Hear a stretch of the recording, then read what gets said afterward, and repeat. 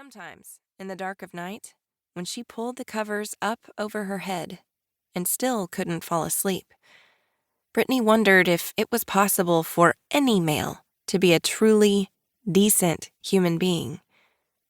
Of course, she loved her son with every cell in her body. Of course, she wanted him to grow up and become a person of character. But was that possible? Did good men exist? Or were they something only found in fairy tales, like giants who climbed beanstalks or wizards who transformed into dragons? The only man she'd ever trusted was her brother Paul. Calling him a man was stretching the truth. He'd been a 17-year-old boy when he died. But Paul had been her knight in shining armor. If only Paul was here now, to help her with Jeremy. He'd have good advice, Brittany was sure of it. Instead, she'd have to keep doing what she always did, muddling through somehow and hoping for the best. She looked longingly at the embroidered flowers on her jeans, wishing she could be as carefree as the lilies that grew there. Brittany left the pantry and picked her hobo purse up off the kitchen desk. Today she was filling in as chef since the cook had called in sick. That's why her curly brown hair was pulled up high, away from her face. "Keith," she called as she walked into the main room. She paused at the doorway, scanning the scene for her current boss and former boyfriend. Their recent breakup was still raw. 8 years her junior, with a thin frame and wiry glasses, Keith had an intelligent look that masked his controlling behavior. He had a vindictive streak, too, that she'd experienced frequently. She spotted him by the shelving unit that stored board games, carefully lining up the corners of the boxes. Brittany hurried over and made her case. "I have to rush over to the high school. Would you please take the chicken out of the oven when the timer rings and serve lunch?" "You're leaving?" Keith glared at her with disapproval. "In the middle of the workday?" "Yes." From the corner of her eye, Brittany saw seniors sitting at a table nearby, playing cards, watching her interaction with Keith. The principal called, saying I need to pick Jeremy up.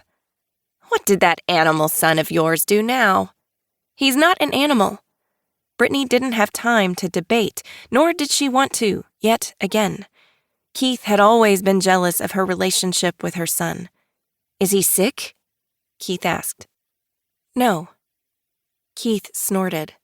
"He's in some sort of asinine trouble then, and putting your job in peril to come bail him out." "I will only be gone an hour," Brittany protested. She wished she could go back in time and dump Keith, instead of Keith dumping her.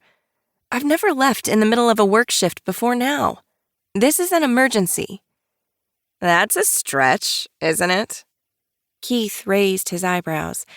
"If you were dying in a ditch somewhere, that would be an emergency." "How could you say such a thing?" Brittany's palms sweated. "I'm not trying to be harsh." Keith pushed his glasses up the bridge of his nose. "I'm just explaining what a genuine emergency is, one that would warrant you abandoning your job in the middle of the day. That's grounds for termination, and—" "You go do what you need to do," boomed a voice from the card table. It was Cheryl Turner, Brittany's octogenarian housemate. "Dawn, could you please pass me my walker?" "You bet, dollface." The man sitting next to Cheryl stood and angled her walker into position. "What do you need help with to get lunch on the table?" Cheryl asked as she steadied herself with the walker. "I'm at your service." "So am I," said Dawn. "Put us to work." "There's no need for that."